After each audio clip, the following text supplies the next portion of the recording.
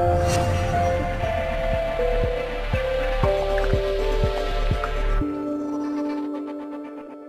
guys, welcome back to Selena Thinking Out Loud. This weekend I wanted to trim down the pickets for my fence panels before I put them up. So I thought I would try and review this Ryobi 7 1/4 inch circular saw with laser with you guys. See what I thought about it, see if I liked it, and if you want to give it a try and you're add it to your DIY toolkit, you may want to try this as well. It does have a carbide tipped blade included, and that's 7 1/4 inch. It says it has a powerful 14 amp motor, lightweight design.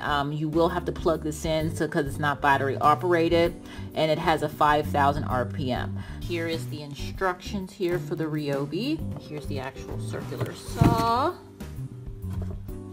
Got the guide there.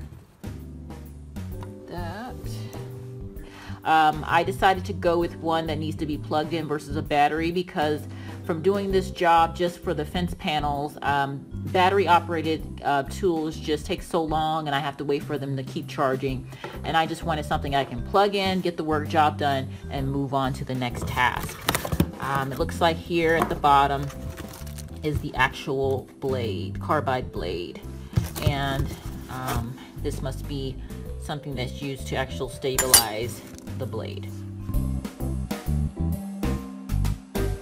Alright, right now I'm going to go ahead and install the actual blade, but before I could do that I have to use what I thought this was, something with a blade, but this is a blade wrench, and this will be used to loosen up the bolt here, and then we have to remove this so that we can add our blade to here.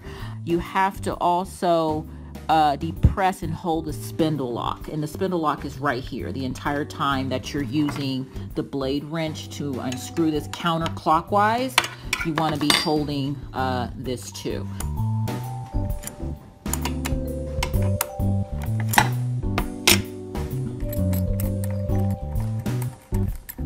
Matching the diagram, you'll see that from the inside out you have here, up here is the actual spindle, and then we have here, which goes in next, is our inner flange bushing, and then the blade will go next after that, and then we'll have D, which is your outer blade washer, and then E, your spring washer, and then your blade screw, which will be depressed, and then we'll use the blade wrench to tighten it clockwise, and then your blade will be installed.